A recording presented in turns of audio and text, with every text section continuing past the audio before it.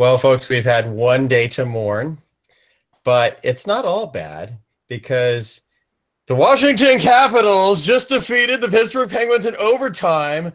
And thus, when great things happen because the original Pucknology Writers Room group is back together! Woo! Woo! Although we are missing Aiden Carlson, but we haven't seen or heard from that guy, and there is currently a little photo of him on a milk carton somewhere, him and Keegan McNally.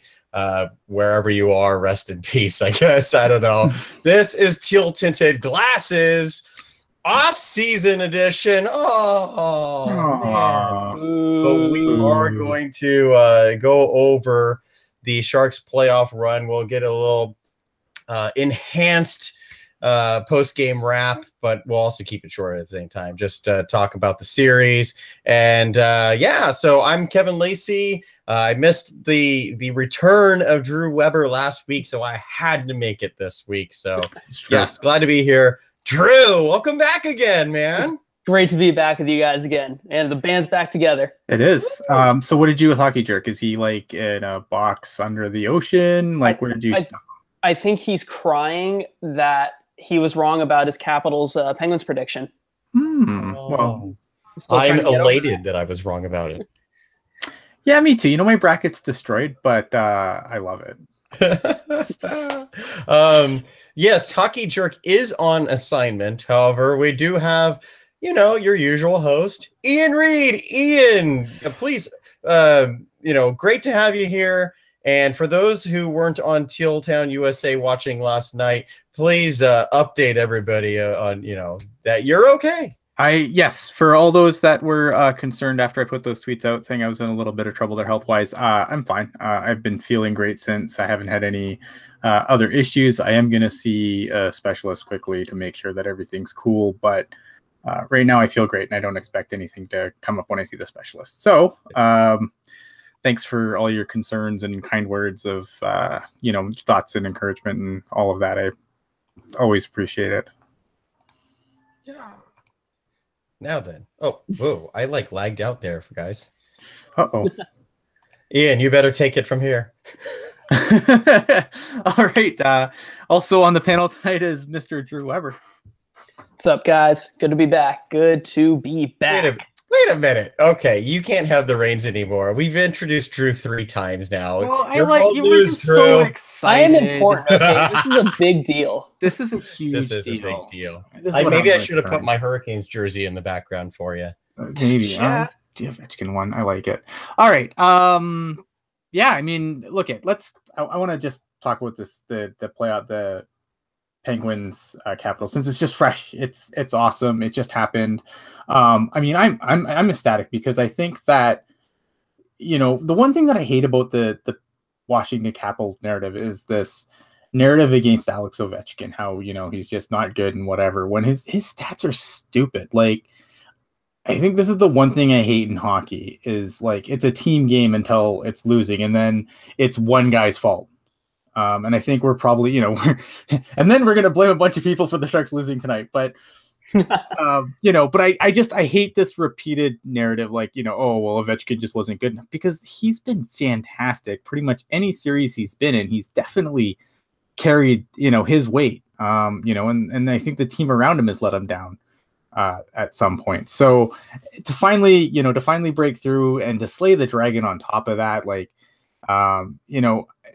the only thing I can compare it to was those years that we went to when Detroit was still in the West, and, we bounced them quickly 2 years in a row. Like, I'm imagining if I'm a Capitals fan, I'm feeling very similar. I don't know. Drew, what's your thoughts on this? I know, definitely. Like, this is huge for Washington, having been knocked out by Pittsburgh for year after year after year, and so many times Pittsburgh has gone on to win the cup after defeating you. It's got to hurt.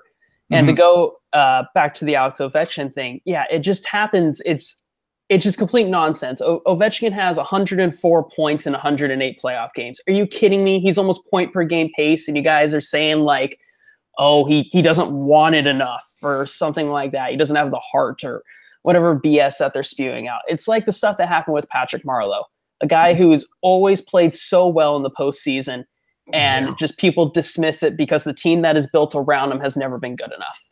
And now that's going to be Logan Couture, because apparently it's all his fault, which is garbage, as the leading goal scorer, leading point scorer, I mean, by several points. Yeah, this is all Couture's fault. Yeah, you guys are totally right.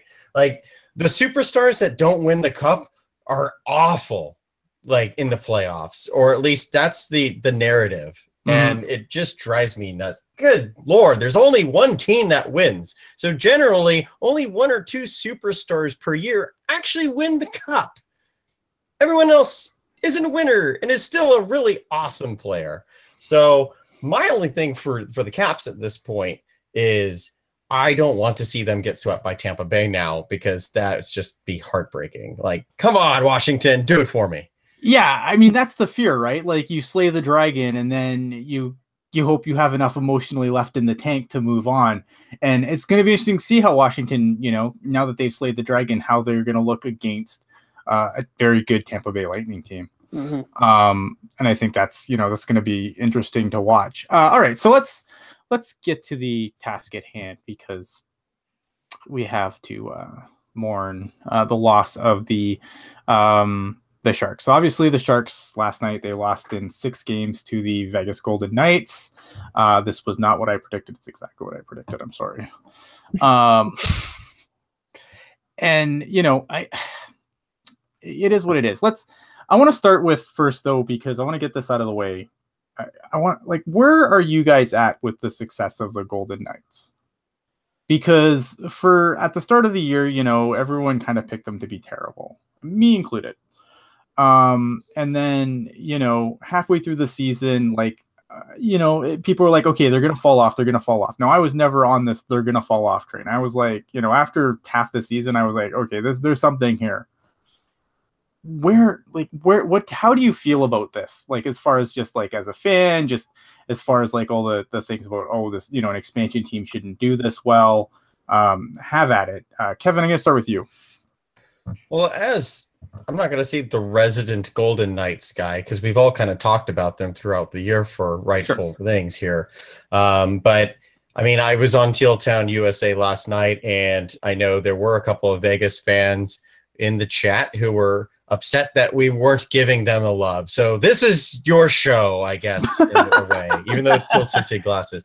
No, Vegas is awesome. Right now, we're in this situation where I'm going to be the angry old crotchety man, the grumpy neighbor, because Vegas beat our team. Hey, it's still a fantastic story. And this whole media bias thing, why wouldn't the media be just living up this story, hyping it up? This is, milk it for all it's worth, because Vegas can only be a first-year team one time. So they have to promote it as such this year. And I don't think that the media discredited the Sharks whatsoever in this series. I thought it was pretty 50-50, but sure, okay, get tired of the narrative, whatever, because, hey, for all we know, Vegas could be carrying this narrative all the way to the Cup Finals at this point, the way things have been going. They're a great hockey team, and the only thing I'm sour about is that the fans, the legit Vegas fans, need to take it back a step here, because they don't know what playoff failure is. And because of that, they're throwing it in everyone's face. And that's where I have a problem. And I am a Vegas fan. I've been supporting this team all year, except for the Sharks. The second most team I've been tweeting about has been Vegas.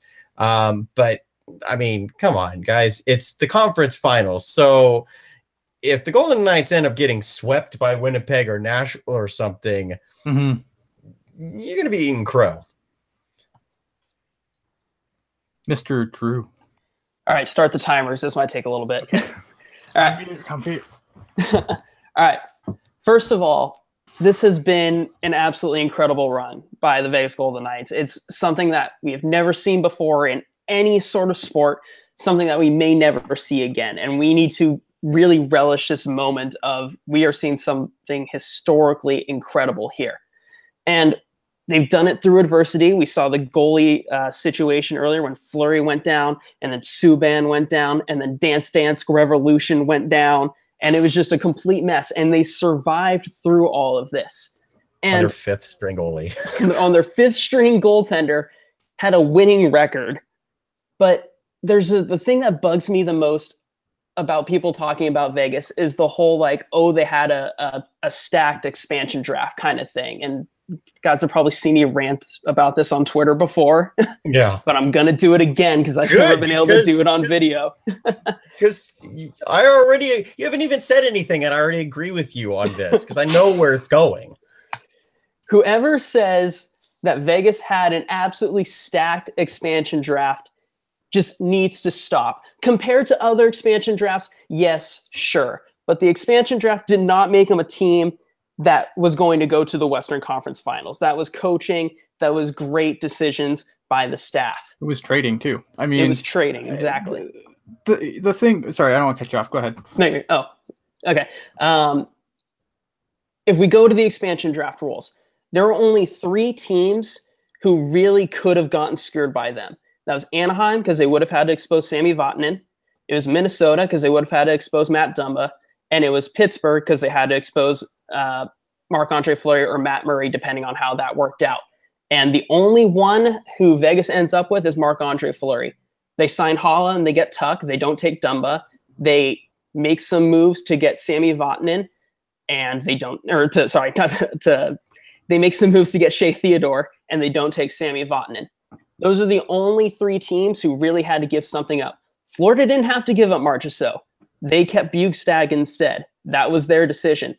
Nashville didn't have to give up James Neal. They kept Calle Yarncrow instead. And St. Louis didn't have to give up David Perron. They kept, get this, Ryan Reeves instead. They converted on terrible decisions by other GMs. The NHL did not set this team up for a great run. The other GMs did. I mean, look at Jaro Kekalainen for Columbus. Traded assets so that they wouldn't take Josh Anderson. And what do? They end up with William Karlsson instead. And William Karlsson, who had 50 points in 2.5 seasons, had 78 this one. Yep. That is not 17 goals or something stupid. Like it was something ridiculous. So this is not an expansion rules thing. This is Vegas converting on every opportunity that they could have had through making deals with the other teams. And I think people are just blowing up how good they think this expansion draft really was when it really wasn't that great. On paper, this team was not good after it was drafted. Nope. They came together and they had a great run. Yeah, I think for me, like, here's what I get angry about, because like there's like a lot of like, oh, they're going to totally change the rules for Seattle now. No, they don't have to, because like Drew said, I mean, this is a situation where 30 other GMs tripped over their own genitals. See, I didn't swear on air. I'm doing good today. Like, I'm not saying like, I feel that the expansion draft worked as intended. You guys know that I have never been a conspiracy theory guy. You know that I loathe them with the fire of 1,000 suns. There's no conspiracy here. I think that, the problem was teams like Minnesota, where they saw Vegas coming and they said, shit, Vegas is going to mug me. And they just threw their wallet at them to preemptively, before Vegas even like did anything, they just threw their wallet just to try not to be mugged, even though Vegas may not have come to mug them. They threw their wallets anyway. And Vegas said, okay, here, thanks, cool. You saw Florida too. With Florida, yeah, Bradley Smith, and I think, look at, and other teams gave up stuff because they wanted to get out of cap trouble. The Tampa Bay Lightning, I think Tampa Bay Lightning got on. Like, it wasn't like every team got screwed. The Tampa Bay Lightning, for example, really benefited from having Jason Garrison off the cap. So it wasn't like every team got screwed. They just dumb ones. And there's a little bit of, you have to give credit to Vegas at some point, but you also have to, you can't, it's not like a two-sided thing, right? Like, to me, it's like, yes, you have to give Vegas a little bit of credit, but you have to give an equal amount of shit to the GMs that McPhee got absolutely fleeced by. And it's incredible that none of the GMs got fired until after the season was over. That too. And I'm going to throw this out there. If you go back and look at our post-expansion draft episode of this show, where I picked Trevor Van Riemsdyk twice. Oh, that's right, you did do that. But I mean, overall, though, we're talking about the same stuff that we did a year ago, which is why you need to subscribe. But seriously, we were talking about what is Florida doing? What is Tampa Bay doing? What is Minnesota doing? Boy, Vegas really fleeced these teams. And here we are now, May 7th. The Vegas Golden Knights are going to the conference finals because of those players. Yeah, I don't begrudge. Like, look at, am I happy my team is now hitting the golf course? No, obviously not. But I don't begrudge. Like, I don't really have an issue. But man, like with Vegas, like the way they were constructed, I think Seattle, man, they have some big freaking shoes to fill now. Yeah. You know, and like I said last night, I think the one thing that's important is like we split hockey up into eras, right? Like there was the 80s era and the original arbitrary 6 era. This is a new era of expansion. I really think that, you know, it's time to stop looking at this and saying, okay, you know, well, all of us teams had to suffer and blah, blah, blah. It's new. It's, you know, they paid $500 million. Seattle's going to pay $650 million. Yeah. The Sharks paid, you know, even with inflation, they didn't pay anywhere near that amount to get into the league. And neither did any of the other teams.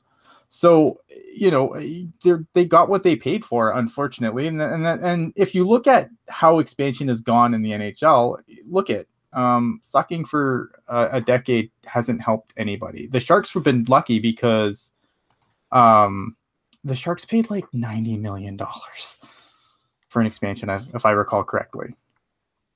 About 90 million. That's right. But even you adjust that for inflation, it's not very much. Yeah. What I was gonna say though is, like, expansion aside, this team is really freaking good. And Hockey Jerk and I had a brief Twitter exchange. Good, positive one, by the way. That's not why he's not on the show tonight. No, a good one. And talking about how sometimes the Sharks just aren't the best team in the playoffs. It sucks to say it, but it's true. Vegas was a better team than we were, and they proved that last night. Like, going into that third period, the Sharks should have gone out and played their best period of the playoffs. And honestly, sure, they didn't give up. They gave up one empty net goal or whatever it was in the third. But they didn't give up any real goals in the third. So I guess it wasn't their worst period of the playoffs.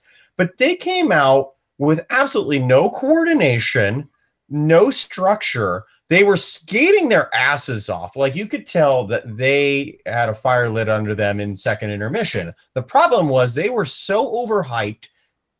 They were a crappy team in the third period. They couldn't catch a pass. What's that? They could not catch a pass. No. Just skating aimlessly. And then Vegas capitalized on that because they're a great freaking team. They go out, seize control. Carpenter, Reeves, and Belmar outplay all of the lines for the Sharks in the fourth line, third period. So, I mean, the Sharks weren't good, but Vegas was great, and that's what cost the Sharks the series. Was Vegas outside of Game 4? Game 4 wasn't a great game for them, but that was one game, and the Sharks had high numbers of opportunities to be in this, and it didn't happen. And it's not to say, oh God, the Sharks suck. It's just Vegas is a better team than we are. Marc-Andre Fleury played out of his freaking mind too. Oh yeah. Yeah. I think he's at a 951 save percentage. It was something stupid. Like, it's dumb. Yeah. I mean, my final thoughts, and then we'll get this back to the Sharks, is just basically, I don't even know what my final thought is, so I just guess we'll move on. I lost it.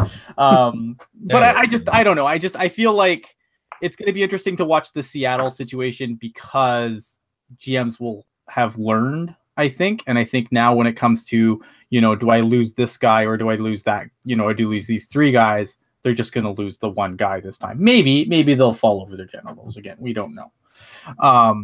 But I think that'll be interesting to watch going forward. I think the other thing too is some of these teams really, that had to give up good players, they screwed themselves with no movement clauses. Are their own again, you go back to the other 30 teams kind of being their own worst nightmare. But let's get on to the Sharks here, because obviously this is a Sharks podcast. This is not a Vegas Golden Knights booster club. So I apologize for anyone who's sick of Vegas. I apologize, but we had to discuss it because it's kind of, it's a thing. I was gonna say, if you're following Vegas, then you need to subscribe and then go back to the replay later. So. Right. Okay. So just Cheryl, 176 million today in today's dollars would be 90 million with inflation. The other thing, my final thing on that is that they paid more than what half the franchises in the league are worth. And I'm going to stop there. Yeah. Okay. So what went wrong? What went right? That's an easy way to start. And Kevin, you already kind of touched on it. I mean, the third period of the last game, not good. That's the only thing I've seen of game 6. And it was just sadly reminiscent of so many playoff losses in the past where the Sharks just rolled over and died. Yeah. And I wish I saw the first 2 periods, because that's all I saw. And I'm like, God, well, how did this, this was the team that was so resilient and so whatever. And I didn't see it in the third period. Drew, I don't know how much you caught of this game, but Ian's right. This was the typical knockout game for the Sharks. And again, I'm saying it as if I'm happy. I'm not happy. I'm getting to talk about it. And I love it. This was a typical knockout game for the Sharks in that they started off strong, but they couldn't overcome the goalie. Mm-hmm. And then one bad break, like when Vegas made it 1-0, the Sharks were in it, but you could see they were a little deflated, mm-hmm. In their play, in their mannerisms on the bench. The crappy thing about it being a national broadcast was you didn't get that perspective from Hedekin or something like that on how the temperature of the bench. Are they quiet? Don't know on that. When Vegas made it 2-0 on that fantastic goal, that was a great play shot off the face-off. Great shot by Nate Schmidt. Nate Schmidt, a guy I said would be an X factor in the series. That wasn't what I meant, but after that 2-0 goal, it was lights out. The Sharks had nothing, and so then it became desperation time. And as I said, then they play with a lot of heart, but with no focus at all. Drew, what's your thoughts? It was like Kevin said, it was such a Sharks loss, and I tweeted this out too. This is the most San Jose Sharks game I've ever seen, because they absolutely dominated the first period. They hit 4 or 5 posts and a crossbar. They were getting their chances. Couture whiffed on a wide open net in front. Fleury's making some crazy saves, and they just couldn't find a way to score. And then Vlasic makes the only turnover in his career, and it leads to a goal. And it's so deflating, because you dominated. You were controlling this game, and the first opportunity Vegas gets is in the back of your net. Yeah. Yeah, I can see that. I mean, it sucks. I mean, it sucks. It is what it is. Even though I didn't expect much from this team, even from the start of the year, I didn't expect much from this team. And in the playoffs, I didn't, I said this is a 1 or 2 round team. But it still sucks, because I felt this Sharks, I didn't feel like they were ever really out of this series. Maybe, game 1 was a disaster. Game 4, not much better, but they weren't, the rest of the games were so close. And I mean, it's kind of like the regular season, right? The games were close, just the results just weren't there. And, I think that's the frustrating part, is because I think that I think the Sharks could have, with a couple of bounces, like anything else, I don't think that the Sharks were that blown out of this series. I don't think so either. And then other than the way they ended, which sucks. or game one. Yeah, But or game one. Game 6. Yeah, but you look at you look back at the save that Marc-Andre Fleury makes on Logan Couture in overtime, where he's in the splits and just Couture has a beautiful chance and Murray just gloves it. And if that puck goes in, it's game 7. The Sharks aren't eliminated yet. Yeah. I think the other thing that frustrates me about this series was that Peter DeBoer didn't make adjustments quick enough. Yeah. I agree. Paul Martin played too many games in the series before, before Joakim Ryan. I mean, that's the obvious one. I think there were some other things that he should have adjusted to quicker and he refused to, out of stubbornness. And I think that's frustrating. And this team didn't do too bad. Playing without its number one center either. Exactly. That's the thing I think a lot of people forget about, including myself. Like, you're playing without Joe Thornton. You're playing without the person who's defined your team for over a decade. Yeah. So I want to do a little thing. I do feel like, though, with the runs that Logan Couture, because I think Logan Couture had a fantastic playoff. Tomas Hertl, another player I thought had a fantastic playoff. In fact, I think Tomas Hertl played his best hockey of the season in the playoffs, which is obviously when you want it to be. But I mean, now I feel a lot more confident about the let's leave it in the kids' hands thing we've been hearing about for a couple of years. I think Couture and Hertl took huge steps in gaining that trust going forward, going on, because of the uncertainty of Joe Thornton here next year. That's a good thought. Hold on to that thought because we're going to come back to it. Who are your studs and duds this series? Like, who are the guys that really stood out to you? I think Couture and Hertl. I'm looking at just overall playoff numbers, and I'm just going to spit some numbers out quick. Overall playoff numbers: Logan Couture had 4 goals, 8 assists for 12 points in 10 games. Tomas Hertl had 6 goals, 3 assists for 9 points. Those two in the Vegas Golden Knights series. 2 goals and 5 assists for 7 points for Logan Couture. 3 goals, 2 assists for 5 points for Tomas Hertl. I know plus minus is a pretty dreadful stat, but the third leading scorer on the team was in this Vegas series was 2 goals and 3 assists for Mr. Brent Burns, who was a -6.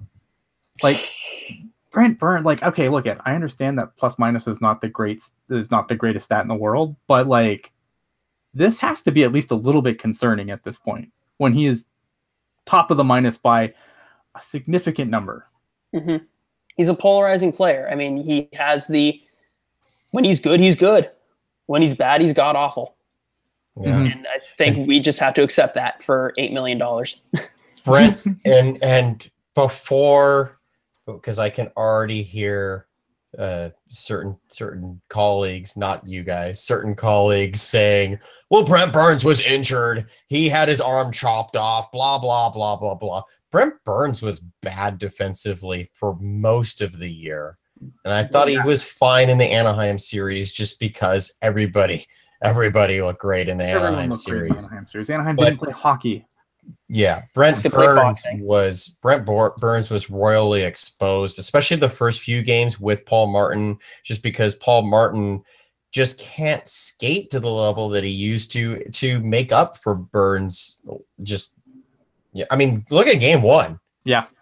People were faulting Paul Martin left and right, and it's like, whoa. Paul Martin's the one who's in position. Yeah. Brent Burns is the guy on the other side of the blue line in the, hello. So, fly in that zone.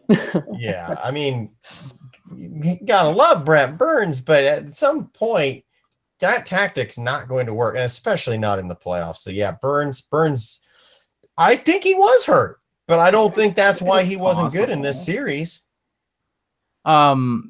It's hard because you look at the overall numbers, but again, I feel like that Anaheim series inflated a lot of people's numbers, which is why I have the numbers for just the series with the Golden Knights up. Because look at Anaheim, there was the 8-0 laugher. And Anaheim never really played hockey, right? Like that was never a close series. The Sharks pretty much had their way with the Ducks the whole series. And I think that, yeah, you can use that to inflate numbers. You know what, guys? My number one dud of the series, Joe Pavelski. Mm-hmm.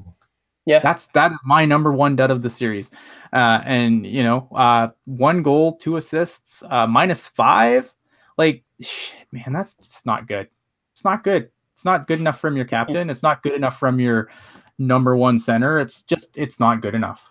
And I know that maybe that line wasn't playing like, we're going to get to Evander Kane at some point. And I realized that, maybe that line wasn't the most healthy. And I feel like, maybe, Joe Pavelski is not the guy that's going to carry people around. But I think it's going to be a tough decision when Joe Pavelski's contract comes up. That's, I think, going to be a tough decision for Doug Wilson based on age and, production. And, look, I know he's got points, but obviously he's never going to get the points that he did without Jumbo. Right.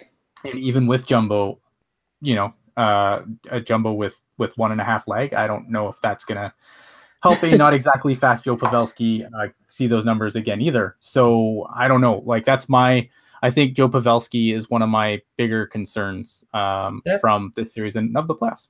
I think that's pretty fair. And Rob Iman in the chat asked, does Pavelski drop to the second line next year? Well, hopefully. And I love Joe Pavelski, but he's not a top line player at this point. He can be an outstanding second line player, but you already said it, Ian. Like, he can't do it all himself. And this playoff run, he had 2 injured wingers, confirmed injured wingers on his line. But what was Donskoy ailing? Huh? What was Donskoy nursing? I didn't hear. I didn't hear either, but they haven't come out with it. But I would bet money he dislocated his shoulder at the end of the regular season. I know that was the case for Kane. Shoulder, huh? I know that was the case for Kane. Yeah, I mean, the difference between Donskoy's injury last year and this year was he had the separated shoulder last year, which is a far more painful injury to deal with. That's what Kane had. Donskoy's, that's a long-term concern, but you can recover from that in a couple of weeks, which is what he did. But nevertheless, Pavelski should be good enough to at least not be -5. Yeah. Like, especially considering he's, a top shot blocking forward in the league, and he's damn good defensively, but something needed to change. Either that line needed to be split, that line needed to be with a different defensive pair. I'm not sure what. That's what DeBoer's job is. He definitely got out coached by Gallant, which was one of my points before the series began, was coaching. But yeah, Joe Pavelski, he's getting up there. He's not up there, but he's getting up there. So the Sharks, if they want to move forward next year, they can't have him as a top line wing or center. They need to have him on second line. And yeah, the question is, though, who do you replace him with? That is the question. Because I don't think you move Couture up, because I think Couture and Hurdle are great in that second line role. Because the way I see the lineup is the second line, that is your shutdown line, and that is your Couture type player. Couture is beautiful in the defensive zone. That's where you play your Coutures. That's where you play your Kesslers. Yeah. And I think that's where you would play your Dubinsky. Dubinsky wasn't garbage. Yeah, and here's the thing too. Like, as far as like Pavelski's the captain of this team next year. Pavelski didn't, like, when I call Pavelski a dud, I mean, I don't think that, he wasn't good, but I mean, was he stripped the captaincy bad? No, the guy showed up with class, and he did all the stuff the captain's supposed to do. He answered the bell every single game. With the media, he did everything the captain's supposed to do, as far as the captaincy goes. And I think that, do you really want to dishevel the whole locker room right now? No. Pavelski is the captain. That's not going to change anytime soon. Unless he is no longer wearing the sweater, he's the captain. Yeah. Let's stifle that right now. That doesn't happen. It doesn't happen. It has happened twice with Marleau and Thornton So it feels like it happens. It never happens. It shouldn't happen. I hope that would be something Shouldn't that happen. I'm hoping that, with that was a Todd McClellan thing and that's over. Yeah. All right. So let's see here. So anyway, did you guys have any other like duds other than I do want to point out, I thought Justin Braun was fantastic in the series. I don't know what he was statistically, but I felt like the guy was a shot blocking machine. I thought, he is not the fastest defenseman. He's not the slowest defenseman. He's not the fastest defenseman, but I thought he controlled Vegas's speed very well. I thought he was great in the Anaheim series. I think this was a great year for Justin Braun, a year where a lot of people said and myself included, said if there's a guy on the decor you trade, he might be that piece. I've been on that train forever. Yeah. And you're wrong. I thought he was great. Oh, I just think if you look at who's making the money, Justin Braun's the guy that has to go. Yeah. Like you're not gonna be able to pay him what he wants. True. You've already allotted your money. Now you've got to just start rotating guys through. Unfortunately, the Sharks don't have the pool to rotate guys through, but that appears to be the plan because with Vlasic making 7 and Burns making 8, and I just think that you're gonna have to skimp on the rest. That's just the way it is under a salary cap system. And Justin Braun gets a lot of notoriety across the league that we don't really necessarily hear about just because we're jaded Sharks fans. Right. That he's been on the team forever, therefore he's got to go eventually, kind of thing. Like a lot of teams would love to have Justin Braun. So I thought he had a great playoff. Definitely. I think Braun had a great postseason. Vlasic had a great postseason. Even though their numbers aren't fantastic, right? You got to look at how they're deployed. They ate defensive minutes like it was nothing. It was just like any time the faceoff was in the defensive zone, better throw Vlasic and Braun out there. I think Tierney had a very underrated playoffs, and I know that's me saying it, so take that with a grain of salt. But he didn't produce a lot, but he looked great, especially matching up against the Henrique line, and so did Timo Meier. And the fourth line in the fourth line, you got to give credit to Eric Fehr, Marcus Sorensen. Yeah, Marcus Sorensen's definitely a stud for me. It's amazing because I really thought that he was going to be on this roster to start the season, and then he ended up on the Barracuda for half of it. It's going to be interesting. Is it just playoff Marcus Sorensen? I don't know. And if it is, then I'm fine with that. I'm fine with that too. But there's going to be, I think there's still going to be a couple spots available in camp, and I think Marcus Sorensen should at least, I think he should at least start the season in San Jose, and then if he blows it, then send him. I don't know. I guess I don't know how much longer we can send him back down. Yeah. I've mentioned before that I think Rudolph Balcers starts the year on the Barracuda, but he could be an early season call-up depending how things go. I feel like Marcus Sorensen and him are the interchangeable part, where if Sorensen falters and Balcer, assuming Sorensen is on the roster next year, right. If he or like Donskoy falter at the start of the year and Balcer's lights it up in the AHL, there's your swap there. But Sorensen, based off his playoff performance, has to be on the roster next year, right? Yeah, absolutely. I think so. And you know what? I think everyone wants to talk about feel good stories and everything else. How about Eric Fehr, who hell yeah, entire season pretty much on the San Diego Gulls, like he was that off the island in Toronto. He comes in and he wasn't. He wasn't a super amazing whatever, but he got the job done, and he anchored that line.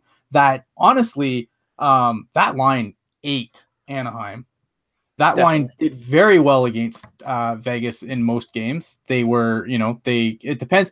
I feel like the games in Vegas were, I thought they were more neutralized a little better when Gallant had last change, but I thought in San Jose where Peter DeBoer had last change, I think the fourth line was more noticeable in those games, maybe with the exception of Game 6. But look at, for a guy who was wasting away in the AHL, basically his career over, I wouldn't be shocked to see a team, or even, I'm not sure the Sharks bring him back, but I wouldn't be shocked to see a team take a flyer on Eric Fehr. You know what that fair pickup reminds me of? Dinosaurus. Yeah. Yeah, I wanted to give credit. I think it was AO. I can't remember who it was in the chat a couple of weeks ago who had said that he's Zubris 2.0. You're right, Drew. Like Eric Fair was a fantastic pickup. As I said before, the Barracuda only got in the playoffs because Eric Fair got yanked from San Diego and they lost their leading goal scorer. Take that. So yeah, I mean, it worked out for both. There you go. It worked out for both the Barracuda and for the Sharks. Eric Fair, great. I would love to see him resign. I don't know what's going to happen there. And again, he played like a guy where this was his last opportunity to prove himself in the NHL, and I thought he did a great job with it to the point where maybe a team does take a flyer on him next year. Completely agree. Good question in the chat from Vince G, just asking where Radel and Praplin. I don't think there's a lot of spots available on the Sharks. Like, I really don't think so. Like, I think these guys are all Barracuda bound. Yeah, the Barracuda might be a little bit crowded next year, but that's not a bad problem to have. The OGs was I've already put together my spreadsheet for the Barracuda roster. I don't even have those two guys on there, and I have 6 forwards deep at all 3 forward positions without them. So I'm like, oh gosh. It's going to be interesting to see, honestly, like where guys are going to play next year. But I like the competition on the Barracuda level, man. But I honestly, I don't know. Well, we'll get to more of that later. But yeah. Okay, so I'm going to go through a list here, and some of these are really no-brainers, but I'm going to go through a who comes back list. And I'm going to start at the very top. Okay. Doug Wilson. Yes. Oh yeah, Doug Wilson will be back. I mean, I do feel like Doug needs to take more control than he does. I really think a lot of the flack that he deserves is more upper management. I mean, above him, aka Hasso, throwing his opinion in there. I think Doug needs to just do more his own thing. But Doug will be back. That's hard to do. I mean, it seems like the league's going away from that though, where the GMs just don't have the power they used to. The owner. Yeah. I mean, look, if I'm an owner and I'm paying out, $80 million in contracts plus, I want some say too. Yeah. Yeah. So I think Doug Wilson's back. I think that, I think the Sharks, they didn't win the Stanley Cup. I get that. But they looked like they were going to miss the season. Doug Wilson pulls the Kane trade. Doug Wilson's Hassel's hockey guy. I just think that Doug Wilson is going to take a catastrophic season for Doug Wilson to go somewhere, and even then, he's not going anywhere. He's just getting promoted up. Cheryl kind of in a way says, okay, instead of Wilson, what about the scouting staff? Do they come back? Yeah, all they'll be back. gone. Unfortunately, yes. Yeah, that's gonna happen. Peter DeBoer. Yes, but I could see him. I could see him getting fired in the year, and it's weird for even as I'm saying this, it feels weird to me. But I look at the Sharks lineup, and there's nothing that I hate about it. So if there's nothing that I hate about the lineup, then there must be something that I hate about the way that they play, and that would be PDB's realm. Well, my disdain for Mr. DeBoer is well known on this show. I'll do the old Charles Barkley in my 5 Mad TV skit. Peter DeBoer, you're on thin ice, Peter. I want him gone, but he'll be back next year at least to start. Yeah, Peter DeBoer's big question is, what can he do with youth? And look at the Sharks brought up a lot of kids that made a lot of strides this year. Peter DeBoer might be safer than he ever's been when you look at the strides that Timo Meier made. I know we want to see a little bit more from Kevin Labanc, but Kevin Labanc in the playoffs maybe wasn't good. But Kevin Labanc during the regular season had a good season points wise. He put up a lot of points. A little late in the background, sorry. Sorry, Nashville scored, so I needed to put okay. the light that I didn't realize I had no batteries in all year long until last night. And I couldn't even light it once. Damn it! Sorry, sidetrack. That's okay. And I think I'm not a Peter DeBoer guy. We all know this. I don't know who you bring in to replace Peter DeBoer at this point. Like there's a few guys that I would like to see get a chance in the NHL. That might get scooped up by teams this summer. We'll see. Season's not over. The playoffs aren't over yet. More coaches are probably going to roll heads. But yeah, I don't know what to tell you guys. Like, as much as I don't think he's always the right coach for this team, I think he's done enough that Doug Wilson's faith in him is, I don't think it's completely misplaced. Based on some of the narratives around Peter DeBoer as far as, development and whatnot. A lot of kids had really good seasons this year, and I don't think that it would be fair to completely not give Peter DeBoer credit for any of that. So yeah, so I think he's back for better or worse. I don't like a lot of his lineup decisions, but he did. What do you guys? It's again, we've mentioned this. We've had episodes on this. Hard to quantify coaches. Mm-hmm. What do you guys think about Rob Zettler as the defensive coach this year versus Bob Boughner last year? Well, Bob Boughner made Brent Burns a Norris champion, whereas that's true. Whereas he really regressed this year. I don't know. I like Rob Zettler. I think he's a good coach. When I look at that situation and I look at the decision, and I think, that's on Peter DeBoer too, to play Martin over Ryan for so much of the playoffs. But look, man, Ryan looked great this year. Ryan made, there's another guy who made huge strides, and playing a really crappy assignment. Like, playing with Brent Burns is not exactly an easy assignment. We destroyed Mirko Mueller playing in with Brent Burns. So Mirko Mueller, rest in peace. Yeah, poor Mirko Mueller. But no, if you really want to look at, you not only did you bring him up too soon, you gave him the most difficult assignment on the team, play with Brent Burns, and he failed miserably. And that's like the definition of setting him up to fail. Yeah, exactly, and it ruined him. So, credit to Joachim Ryan, and you got to credit the coaching staff too from the AHL up for what they've done with Joachim Ryan. I don't know. That's just me.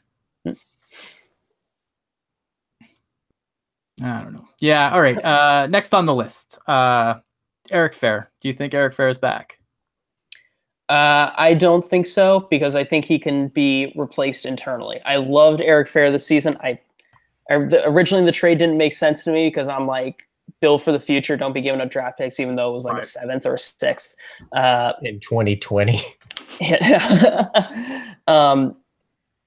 Fehr had a great season. He's a big reason why the Sharks had success late in the year and in the playoffs. But he can be replaced by Goodrow. He can be replaced potentially by Gimbrell, depending on how he does in camp.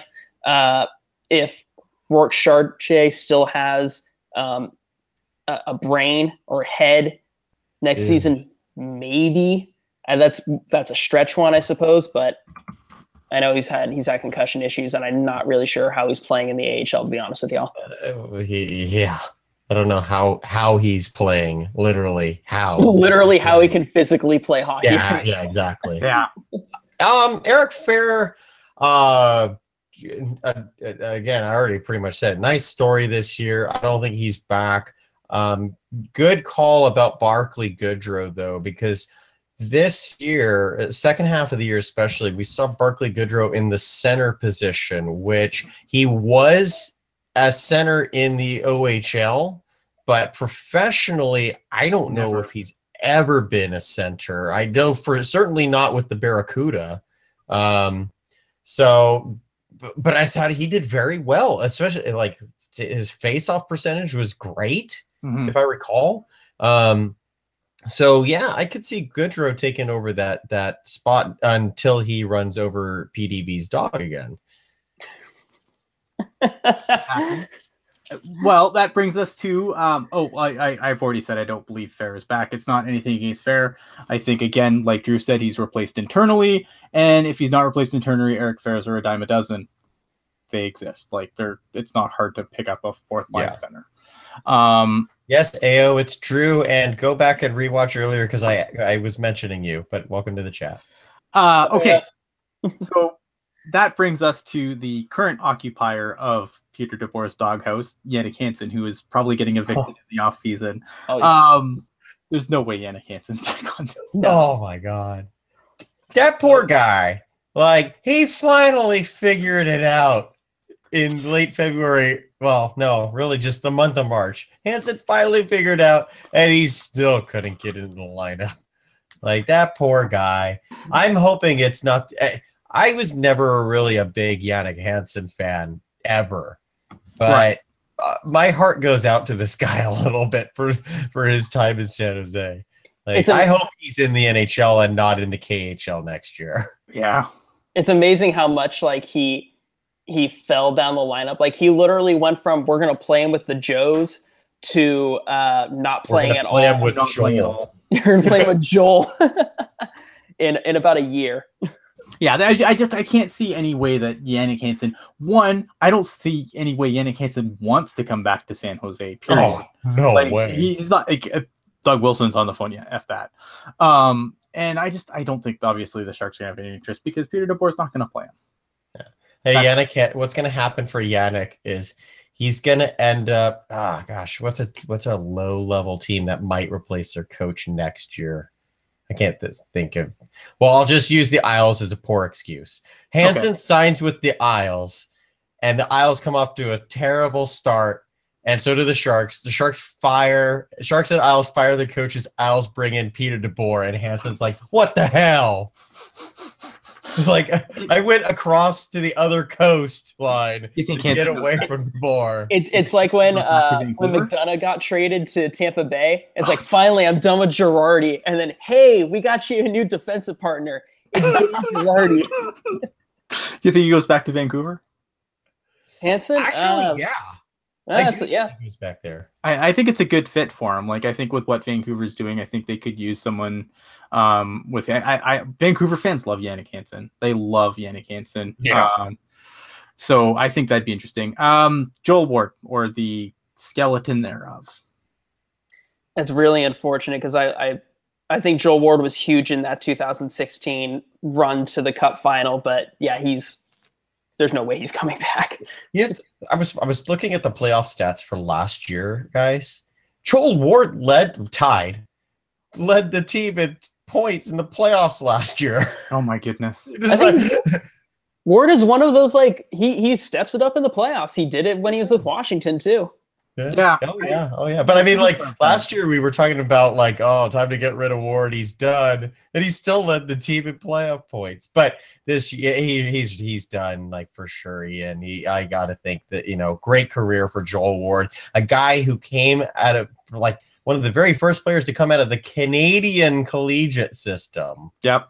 Like, you're starting to see it now. Yeah, that's not an easy path to take. Like, no, it's so far down. Like, yeah, I mean, guys will go, like, usually the guys end up in collegiate, like, are guys that come out of junior and aren't drafted and can't make the E. They'll go and they'll go cash in their scholarship from their OHL with the Canadian collegiate team, and that's usually it for them. After that, it's Europe, or maybe they get into the E or whatever. Like, yeah, coming out of the Canadian collegiate system and getting to the NHL is no easy feat. Yeah, so great job, Joel Ward. I hope you enjoy retirement. I hope you retire in San Jose. I'd like to see him as an alumni, a recurring alumni figure. Mm-hmm. Yeah, I don't know. I mean, I always I feel like he, he might retire, but I always I'm never gonna tell someone they should retire. I mean, I don't know. I just feel like a dick when I'm like, this person should retire. You know what I mean? Yeah, like, we're talking about fire Peter DeBoer. But yeah, that's different. That's totally different. Firing someone is completely different, because you fire someone who isn't good at their job. Someone hangs up the skates. They got to do it because they're ready to hang up the skates. Man. You don't hang up the skates before you're ready, because otherwise you come back and regret it and you Brett Favre this thing. And we don't want that. No one wants that. No one wants that for Joe Ward. I don't want Joe Ward to be a shell of himself, but at the same time, you know, if he goes and signs a ticket with another team, then, you know, good luck to him. I ain't gonna hold it against him, but I just don't think that contract's coming from San Jose.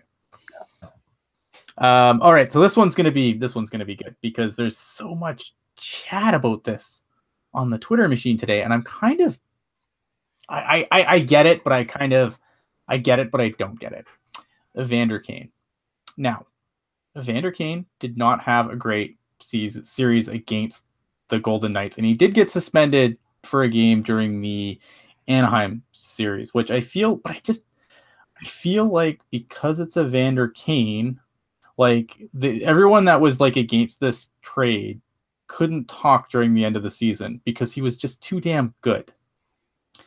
And now that he was injured in the final series, I feel like the knives have come out extra hard. I said this was going to happen.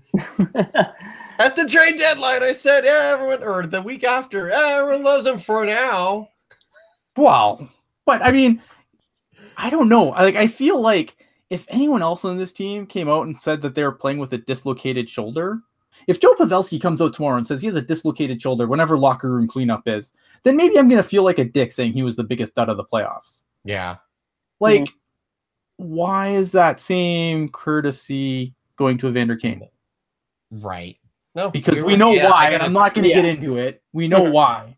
And I understand it. I completely get it. I completely understand the off-ice, the off-ice issues. And again, I'm not getting into it.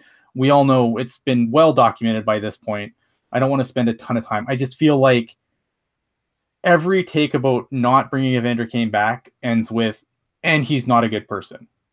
And I feel like it's so frustrating because for me, I think that hockey-wise, strictly on a what he brings to the team basis, I think they would be stupid not to bring Evander Kane back. He's young. I don't, it depends on how much money he wants. Obviously, there's a point where he wants too much money and then you let him go somewhere else. But he's young. You don't have anything in the system to replace what he brings. And right. I think that's a big point that everyone's overlooking. Yeah. And I feel like, a lot of people are just so on this John Tavares thing. Like, what if, no one wants to look at what happens if this team doesn't have John Tavares next year. Yeah. Or Joe Thornton. Then what do you have? You're telling me no Joe Thornton, no Evander Kane? Where was this team where was this team before Evander Kane came? On the way to missing the playoffs.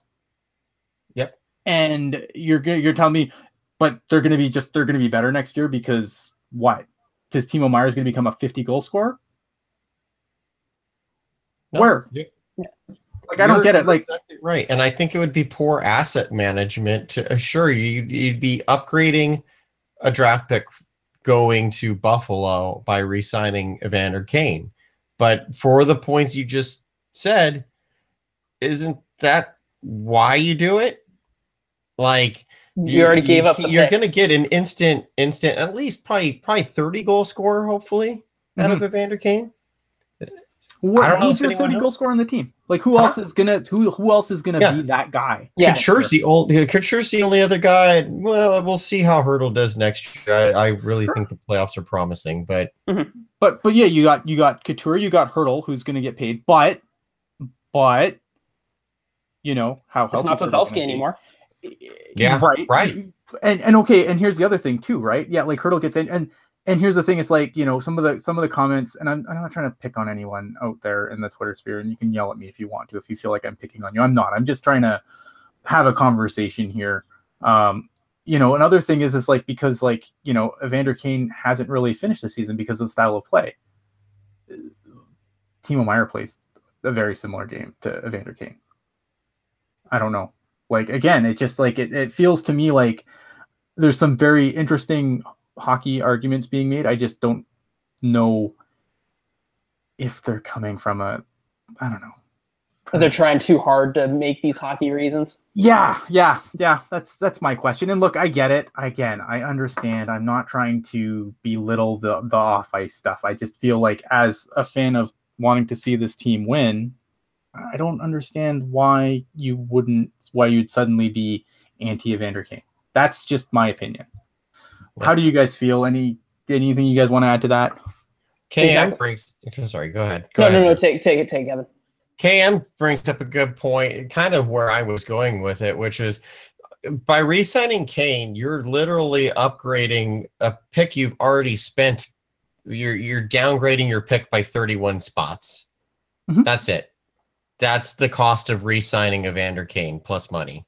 I'd take that. And if you want to get into the analytics of this, where the Sharks would pick, there's very little difference between a first-round pick and a second-round pick. Especially if it's late.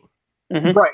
And the only thing I could think of, the only reason you don't, and then even then I think this is just bonkers, because unless if you're going to tank, which Doug Wilson's never going to do, then who cares about the first-round pick? If you think you're a playoff team, and I think the Sharks will still think they're a playoff team next year. I don't know what the team's going to look like, obviously. And I think we can go into that, the completely different topic for a completely, I know, I just feel like because we're going to run long, we always do. I just feel like that's a completely... Tune in next time. Yeah, that's a conversation for another day. Let's see what the draft brings. Let's see what free agency brings. And then let's talk about what the Sharks, how competitive this team's going to be for how long. Because right now, who the hell knows? We don't know who's coming back. We don't know who's going. We don't know, what the Sharks are going to do at the draft. We don't know what they're going to do in free agency. We just don't know. I mean, we can speculate, but I just feel like it's coming from a place of wishful thinking instead of actual analysis because we have nothing to analyze. Unless you feel like you're going to be a shit team in 2018, 2019, why is the first round pick such a concern suddenly? And why would you roll the dice without Evander Kane? It goes back to your point of right.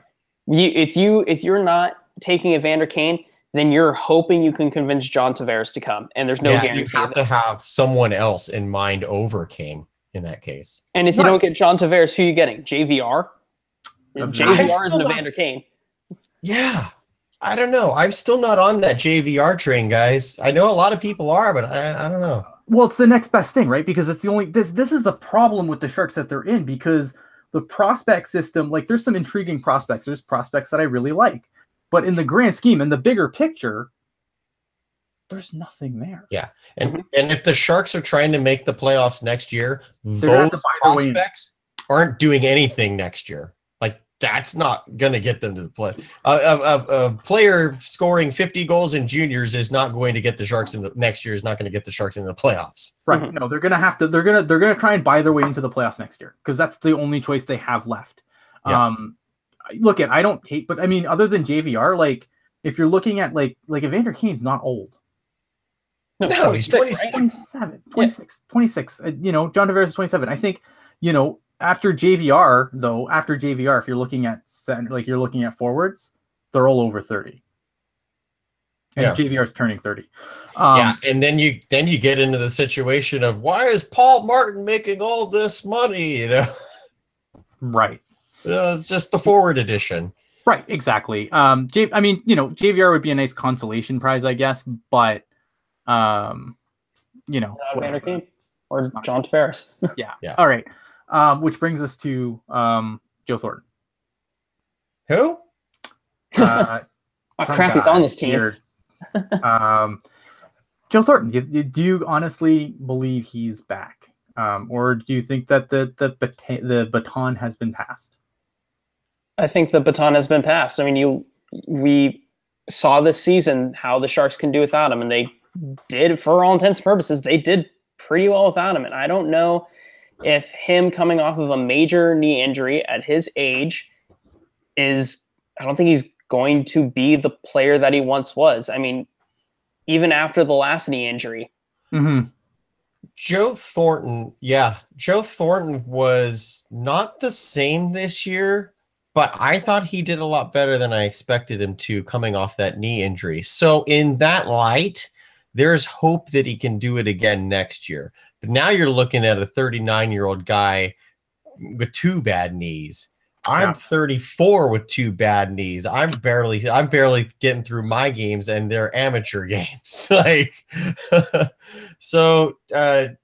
Jumbo, I think it was Gen X in the chat recently said, and again, the whole Tavares, blah, blah, blah, blah, blah. But if Tavares comes back, then I do actually think Thornton would come back. Because you're looking at a guy where Jumbo doesn't have to be the top line guy at all. And he can play the reserve role, but he'd be willing to accept it because, wow, the Sharks have John Tavares and hopefully Evander Kane. You know, it's like this star-studded line. That would be his last opportunity to win a cup. Why wouldn't you come back if you're Thornton, even if it's a fourth line capacity?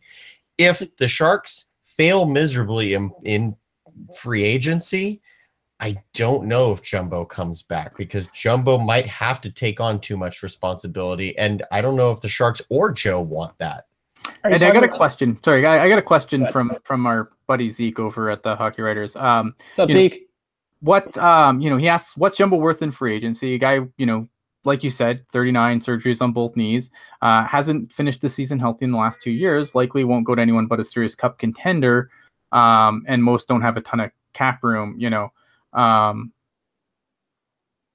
Does he? Do you think he can? Would he get more on the open market than he would in San Jose? I think he would get more on the open market than he would in San Jose, almost purely because of cap space. Because if you're talking Evander Kane and you're talking the Vlasic extension and the Jones extension kicking in, San Jose doesn't have the cap space for it.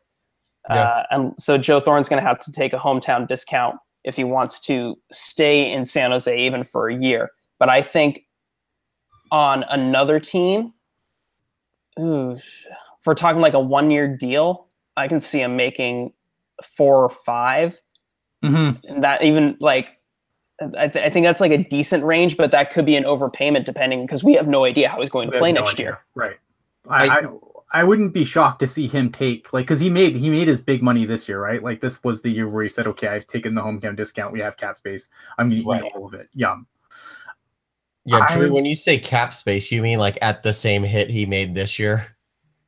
Oh, there's no way he's ever making $8 million. No, he's not making. No. Yeah. I'm saying if with all the other things coming in, and all the extensions and stuff like that, he would have to take a huge discount in order for the Sharks to afford him. Because Hurdle's getting paid, Tierney's getting a raise. I think that I think it really depends on what this team looks like. If this team, does what I feel like it wants to accomplish, and that's, I feel like they want to bring back Evander Kane, they want to have John Tavares. If all these things pan out, and I'm not saying they're going to, and I'm not, I hope that there's a plan that exists outside of this John Tavares possible pipe dream. I mean, I'd be the most ecstatic person in the world if John Tavares came. I just don't see it. How many of these guys have left their teams? Stamkos was supposed to leave his team, didn't, stayed with Tampa. Right. I know the Islanders are kind of a mess, but they're a goalie away from probably not being terrible. So the only thing I could see is if the team looks like they're garbage, then maybe he takes like a huge haircut, and maybe he goes, does he go finish with Marlowe? Who knows? I know Toronto contacted him, but after another knee injury, I don't know if, does Thornton want to go out on Robidas Island? What he wants to go out? Like, well, I was gonna say, I mean, Jumbo at the same time with his issues, health wise and age wise, Thornton's got to be careful that he doesn't turn into Shane Doan. Yeah. I mean, I agree with that too. His hope could end up having to be Brian Giunta, or sign at the trade deadline just for one last shot. I hope it's. I don't roll the dice on Joe Thornton though. I mean, I think that's dramatic. Yeah, but I mean, it's not without. It's still kind of in the realm of the possibility there. But. I don't see it because look at he's still Joe Thornton. He's still a first ballot Hall of Famer. He's not. He's not maybe 4 or 5 years past his best before date like a certain Czech player. I still think I think someone would roll the dice. Some cup contending team, if Thornton doesn't come back, would roll the dice on him for one more season, unless Thornton decides that he can't do it anymore. And I think that possibility scares me too, because I didn't think I thought he would be back by the playoffs. I really did. When I thought when people were talking about this, his last game in Teal, blah blah blah. Man, I thought that was just dramatic bullshit, and I was very adamant about that being dramatic bullshit. And I look pretty dumb for it now, but I just believed he would be back. Like, and I just, it's the fact that he wasn't able to make it back scares me a ton, considering the stakes, especially in Game 6. Like, if he wasn't healthy enough to play Game 6, man, that's scary. Yep. Like, I don't know how, to get locker cleanout's going to be interesting because I don't know how bad this is. Cheryl had asked earlier about injuries. I don't want to get too much into it because I always think it's overplayed. But Kane, Donskoy, Burns, do you guys think there's anyone else actually hurt? I don't know. I'll wait for locker cleanout because I never know. Like, I'll just wait. Let's wait till we have like the actual facts, and then we'll go from there. I don't really. How long are we running right now? Long. How long?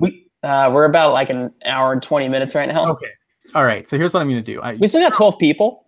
Hey, that's true. Cheryl, a question. Having no second or third round pick, how important is the Sharks' first round pick, and who in that position should they focus on? Man, I gotta do work right while I'm on air.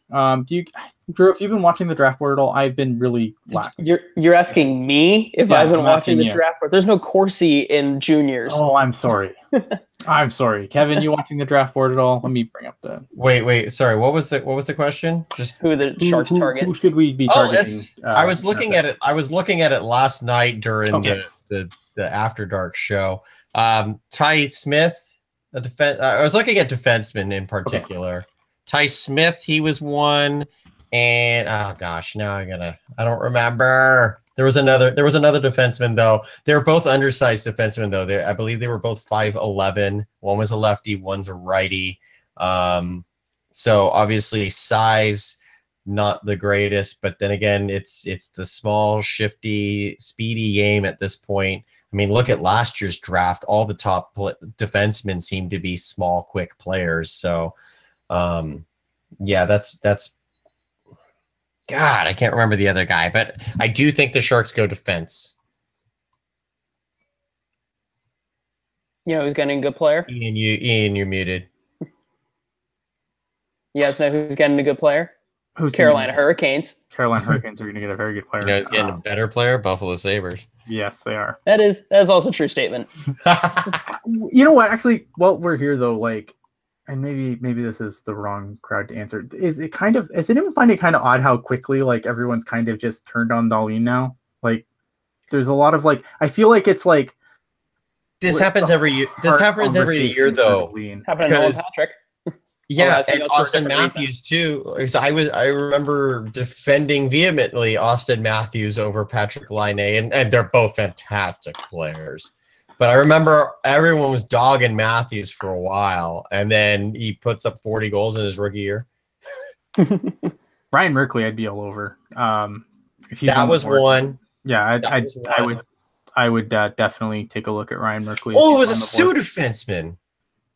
Sandin. Yeah, Sandin's on the board. I love Sandin. I'd be all over Sandin if he was on the board at the Sharks pick. That's a guy I would. He's one of my favorite. I mean, obviously he's no Connor Timmins, but he's damn good. He was one of the guys where I was just when I saw him, I'm like, okay, who the hell is that? Yeah, is it Rasmus Sandin? Yes, I believe so. Rasmus Sandin, Ryan Merkley, Ty Smith. Those were the three guys I was looking at for the draft around 20 because they're going to be 21st overall. So, so I don't know. I mean, once we get closer to the draft, I know I got to start putting my draft hat on now. And now that I've got a few less things on the go, I can start doing my draft looking. Follow Twitter because I'm sure me and Zach and we'll fight about it and it'll be fun. Everyone fight with everyone. My take on the draft though is obviously you just when you're drafting where they are, I don't feel like you draft for position. I feel you draft for best player available, especially when you're not drafting in the second and third round. So I don't know if I'd be disappointed if the Sharks drafted for position in this draft because you don't have another swing until the fourth round. So I don't care who the Sharks take. I just want them to take the best player on the board, which they never do. So I'll be disappointed. Could have had Barzell. There'll be more. Could have had Sandine. Could have had Sandine. It might be. Who projected in the second or third round? You know what? I gotta look. I don't know who the safe center with the third line ceiling is this draft. That's going in the second round. I don't know. I don't know. Oh man, yeah, I'm not that in depth yet, but I'm gonna get there. I promise. I have so much stuff on the go that I haven't had a chance to really sit down and watch the draft board as closely as I have. I think I blame the Hounds going on their run because I've been really focused on that more than focused on everything. Once the Memorial Cup runs around, obviously I'm gonna watch every game of that. Now that the Sharks are no longer gonna conflict with that, it's gonna be a good time. Going to be a good time for everyone, I promise. There's going to be much more. I mean, this is just scratching the surface. In the future shows, I think we can start looking at our RFAs and what they might get. What do you guys think? And then there's free agency. What do you think the Sharks need to address? They need everything. They need to make sure that they need to bring in some firepower because they don't have it on their own. Period. And if they strike out in free agency, next season's going to be a damn long season, in my opinion. Definitely. Yeah. It's going to be bad. And then, of course, we'll win the cup because what the hell do I know? Because, of course, yeah. So this is the worst Sharks team ever. Jesse in the chat says Jack DeBoer is the guy. That's great. Oh, man. Jack DeBoer, center. Yep. Bring it on. KM, Cam Briggs is a very good name up Bode Wild, because the Sharks have drafted really heavily out of the USHL of late. They seem to really like their American system players. I don't know if that's because they just don't have the mice and skills. I don't know. I don't know. Now I'm mumbling. Let's wrap up. Yeah, let's wrap this up here. So we know one series now. We know that the Tampa Bay Lightning is going to face the Washington Capitals in the Eastern Conference Final. How do you guys feel about the series, and who do you take in? I'll take Tampa Bay in 6. Ooh. Deeper team. All right, Mr. Kevin Lacey. Absolutely. Tampa Bay in 6. And I want it to be Washington. I know. But I wouldn't be mad if it was Washington. Honestly, I won't be disappointed if it's Tampa Bay because they were the best team in the league for a huge chunk of the year. They've been so good for so long. It's their time. Yeah. Fair. This is... you know what? I kind of buy that, but you know what? F them because we've been a good team for a long time too. I hope if it's not Washington, I hope it's Winnipeg versus Tampa because screw NBC Sportsnet and their crappy ratings they're gonna get from it. Oh man, they'll get gutted. Spite. My mind says Tampa. My heart says Washington. Now that Washington slayed the dragon, I would just love to see them. I love Ovechkin. How many of these? It's the Caps Years articles are going to come out right now. I believe it. Look, they're going to be in tough. My heart says Washington, but my mind says Tampa Bay. And then obviously the Nashville currently second intermission. They are looking to push a game 7. Yep.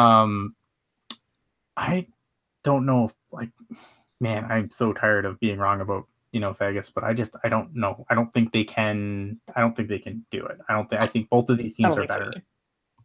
No, I agree. I think both teams are better teams. But there's a part of me that just wants to watch the goddamn world burn. There's a small part of me that just wants to watch the world burn. Yeah, we all know it's going to be that Vegas Golden Knights Capitals series, Capitals matchup, and Vegas is going to win, and it's just going to the whole world's going to just catch fire. World's just going to catch fire, and I'm going to bask in the glory of every minute of it. There's a big part of me that just wants that to be the case. Not the Capitals lose, mind you, but that's what'll happen. We would live in a world where William Karlsson has a cup before Alexander Ovechkin. Wow. All right. Now that we've lost everyone else, final thoughts. and then it won't be the Penguins keep beating Ovechkin every year, because obviously not this year. It'll be Fleury always triumphs over Ovechkin. Oh, Changing that narrative. Man. yeah. But I it's weird because Nashville was my pick to win the cup. Mhm. But actually, if it's Winnipeg and Vegas, I'm actually taking Winnipeg in 5. I don't know why. I don't know why. But if it's Nashville and Vegas, I actually think Vegas is going to beat Nashville. It's that James Neal is just going to destroy Nashville. Oh, dude. He's going to have like an 8-goal series in like 6 games. Yeah, I don't know.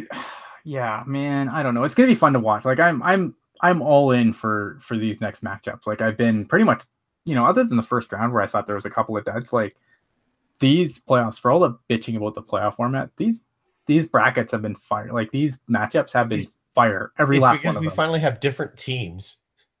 Is it? Or is it just that good teams are still like, yeah, good teams got eliminated, but like there's parity, I guess. Yeah.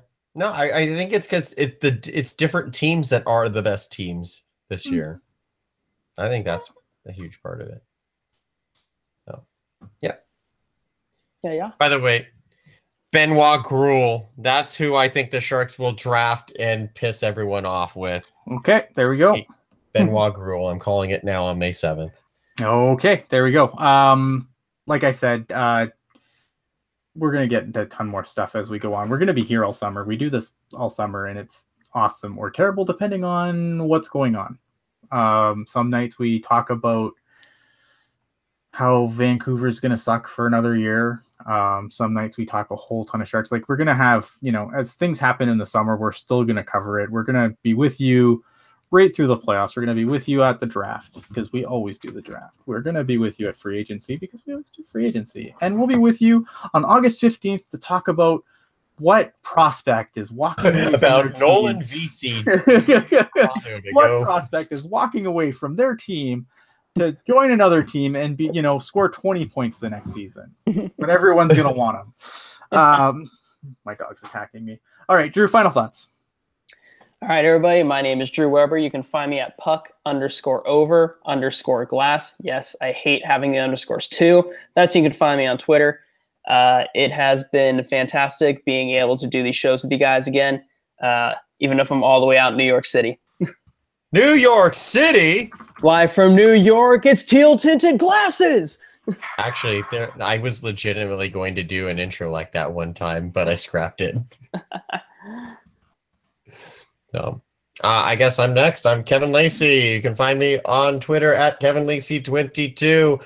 I will still be tweeting about hockey, although there will be a little more other things thrown in since it is the off season, and I do try to have a life outside of hockey. What? No, blasphemy. Go Caps, go Jets, go Hurricanes. Go Hurricanes, man! It's time for the Hurricanes to step up. But yeah, stay tuned for the next exciting adventure of Teal Tinted Glasses. Ian, take it home. You can find me at Ian Blogs Hockey. I plan to actually blog about something, but it's not coming out, but it'll come out at some point this week since I work evenings. Once again, thank you. Follow all our stuff, subscribe, hit our SoundCloud up, iTunes, Google Play, Stitcher. We're everywhere. If we're not somewhere you want us to be, let me know, and I will make sure that you can find our podcast at that location. Enjoy the rest of the games, enjoy the rest of the playoffs, and don't forget that we'll be back sooner than later. Have a good night. Goodbye.